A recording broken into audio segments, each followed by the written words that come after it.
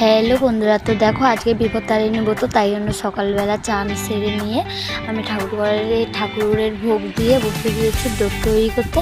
তো দেখো এরকমভাবে আমরা দই তৈরি করি, কে কেমনভাবে দই তৈরি করে অবশ্যই কমেন্টে জানাবে, ঠিক আছে বন্ধুরা? তো দেখো আমরা এরকমভাবে দই তৈরি করি। তো আমার মেয়ে কেমন বদমাইশি করছে এখন, ওখান থেকে সব কিছু তুলে দিয়ে ওখানে দাঁড়িয়ে দাঁড়িয়ে কান্না করছে। তো দেখো দেখো আমার ডোর কোনো বাঁধা কমপ্লিট হয়ে গিয়েছে। দেখো কত সুন্দর লাগছে, দেখো বন্ধুরা, ভালো লাগছে না?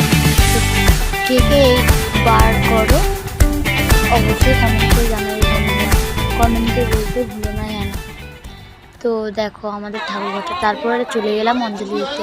অঞ্জলি দেওয়া শেষ হয়ে গিয়েছে, চলে যাবো বাড়িতে। তারপর প্রসাদ নিয়ে বাড়ি চলে এসেছি। দেখো বন্ধুরা, তো এটা কালকে